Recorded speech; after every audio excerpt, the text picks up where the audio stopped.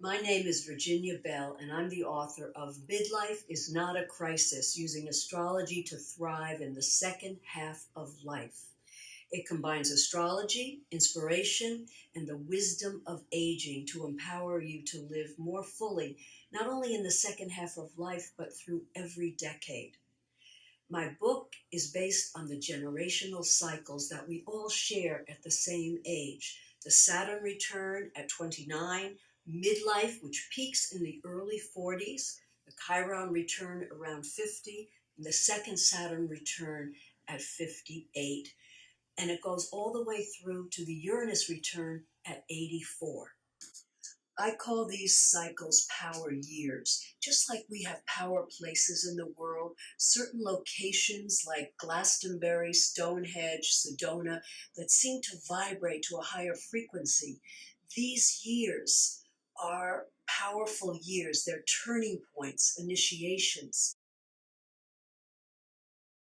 Everything changes at the Saturn return. I mean, everything. It is the big kahuna. It is the first major generational cycle and the doorway to adulthood. The peak of midlife is ruled by expect the unexpected Uranus, the planet of freedom, individuation, and change. You feel like you're over-caffeinated, living in Starbucks, mainlining espressos. But remember, it's not changing who you are, it's becoming who you are. Chiron return takes us back to any issues that have not been healed, especially with our family. And we have the opportunity to do the necessary work. And in a sense, we are reparenting ourselves and preparing for the 50s and the other cycles that lie ahead. Saturn is father time and you can't hold him back. What's important at the second Saturn return is to make peace with yourself, your past, and the whole process of aging. The first Saturn return, we become the adult. At the second Saturn return, we become the elder. And I don't mean older. Anyone can become older. But the Saturn return, if we're doing it right, we become the wise elder. The early 60s, we have one major aspect, and that is the Uranus square. Uranus takes 84 years to go all the way around. At 84, we have the Uranus return. Who do you want to be in your elder life? Well, in the early 60s, Uranus makes an aspect to itself. So if there's something you want to do, be, or have, that's the time to do it.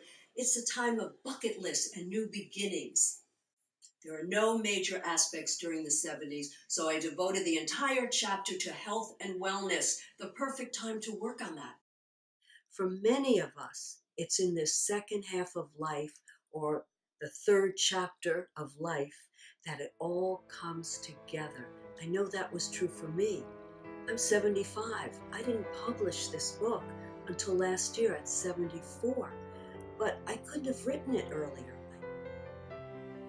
In the last line of Mary Oliver's beloved poem, A Summer Day, she asked, "Tell me, what do you plan to do with your one wild and precious life?"